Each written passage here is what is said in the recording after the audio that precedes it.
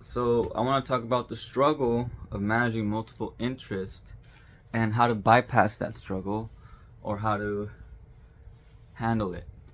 So the struggle with managing multiple interests is obviously going to be being able to manage your time and being able to feel like you're progressing. And I already kind of talked about how to progress, how how to still progress while you're working on your interest.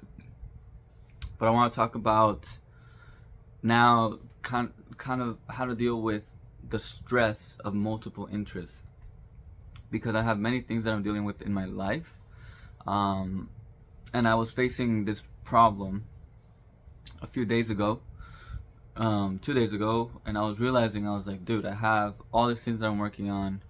How can I, like, the question that we often ask ourselves is, how can I allocate the right amount of time to this? Or um, yeah, and so then I'm running through the day, and I would find myself running through the day, and I'd be thinking about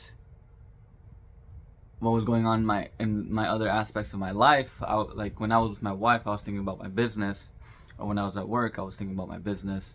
Um, and then when I was, it's that thing, and I've been struggling with this because my business has kind of, like, I've been receiving more members in my community, and that has been great. But also I've received more views on my YouTube videos, and that's also led me to, like, bring more awareness to this and kind of get excited about it. But the thing is that I'm coming back down.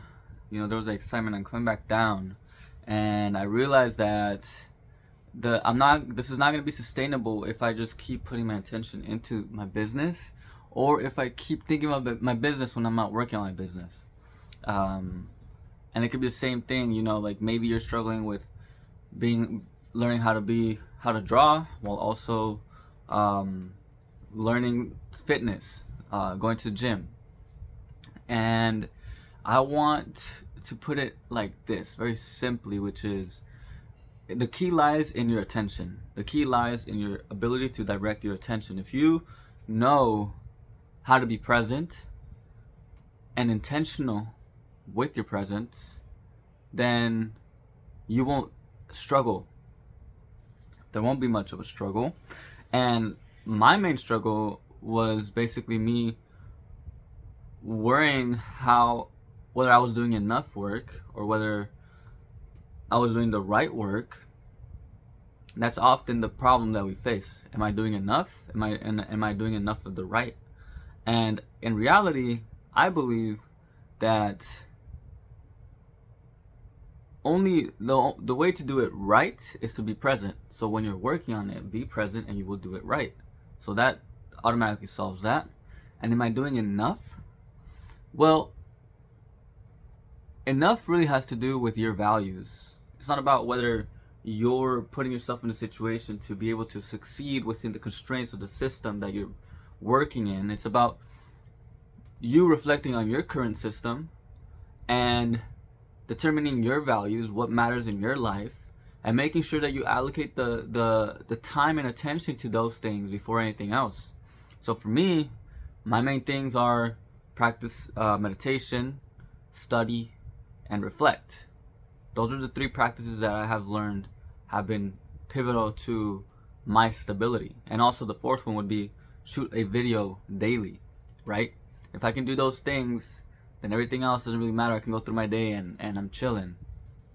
But the reason those are pivotal, they're so essential, is because my state of being stems from that practice. My stability stems from that practice. My sense of purpose stems from that practice. My ability to operate in the world efficiently and competently stems from that practice. So, and then you can also add in, for example, like working out, time with my family. Those still haven't been solidified in terms of, like, very strict, rigid routines, but that's because this is basically where I'm at in my life. I can only allocate so much time to these four things, or so much attention, every single day. This usually takes up like an hour of my day, right? And I still have a full-time job, and I'm still working on a business, and And I still want to make more videos, and I still want to go out with friends, develop good connections. There's so many things that I'm managing, right?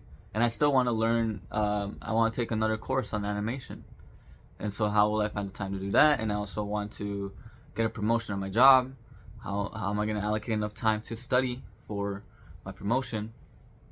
Those are the things, right? Those are things that I'm managing all at the same time.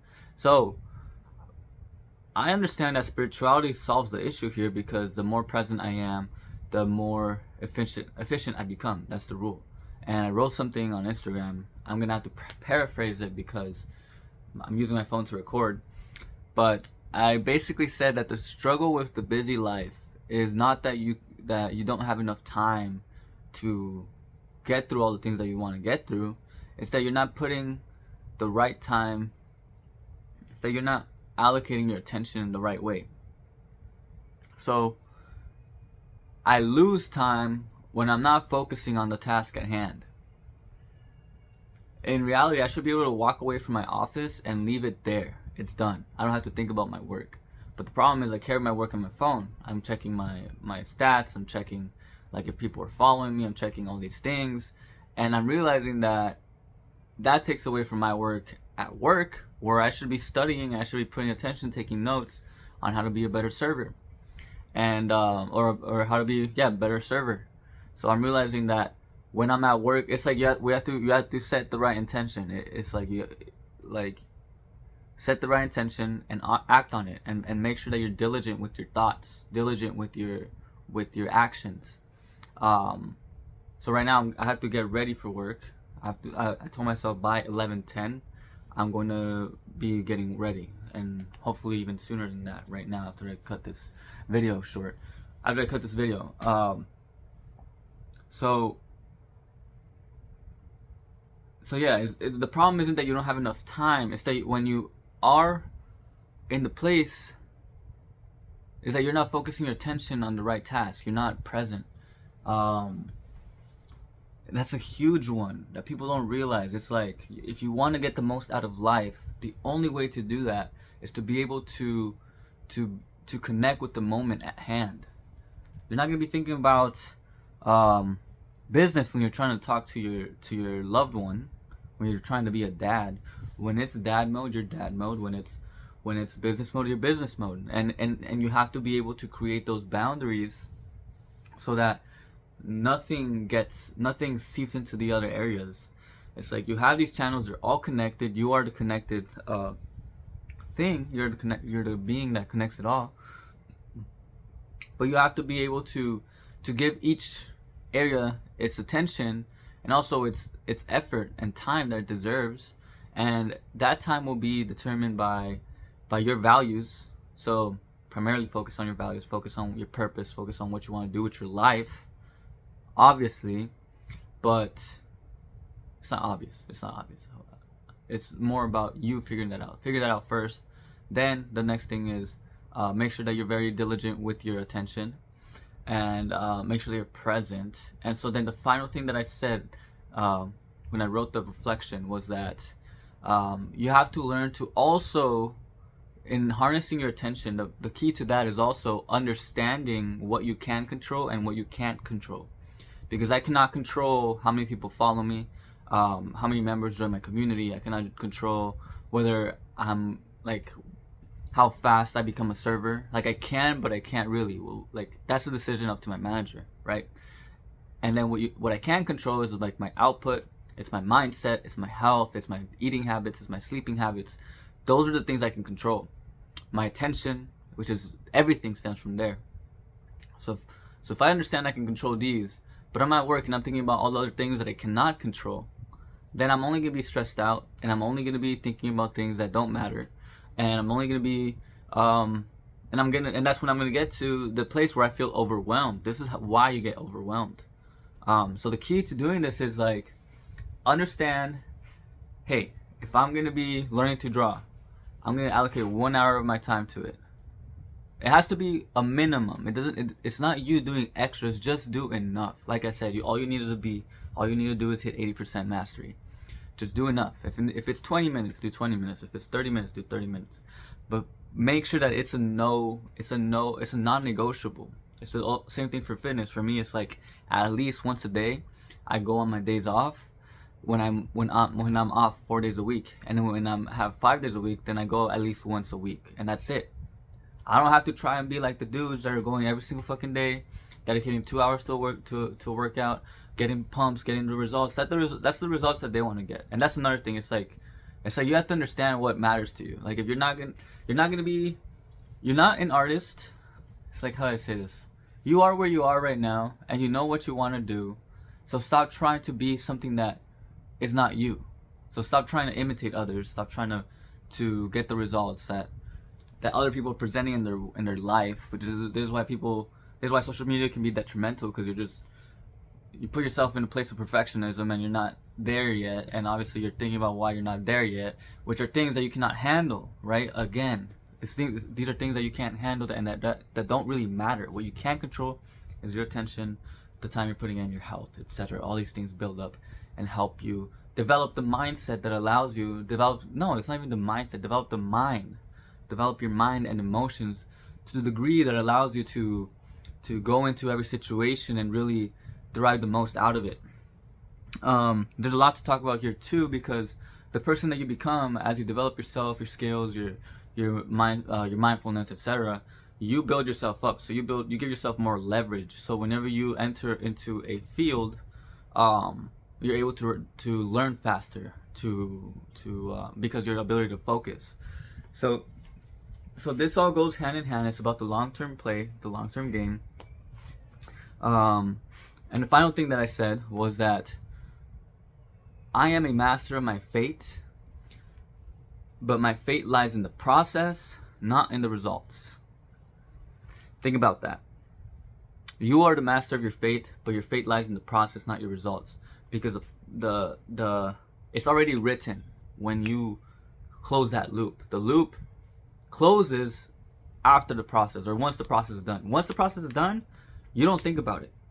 Your fate is not there. Your fate is not outside of once the process ends. It's not in the results. It's not in the recognition, the validation, etc., and the achievements. It's in the achievement itself is the process. Okay, that is the joy. That is where you enter the flow state. That's where you enter the growth, like get the growth that you need.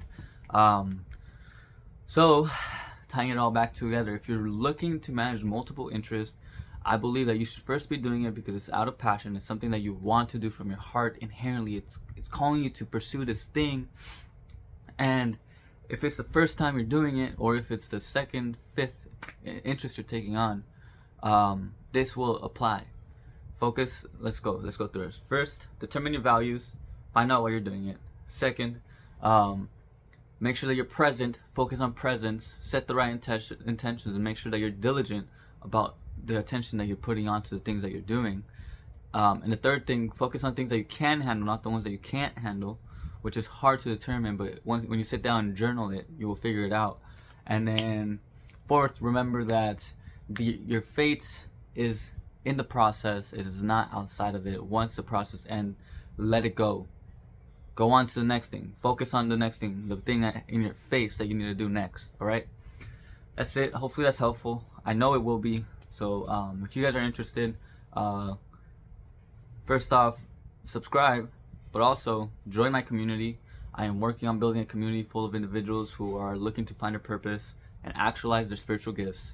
The first 20 people that join, it's free for lifetime access. You have to go through an onboarding call, which is mandatory within the first 2 weeks. I'm going to kick some people out right now because I haven't gotten any reception. After that, it will become a paid community. But the first 20 people that join, I want to make sure that we create a culture, we cultivate a sense of purpose, a sense of meaning, and we get you on the right track to pursuing your interest, your passions, and your purpose. All right, so thank you for tuning in. It's your boy. We out. Remember, stay lucid. Peace.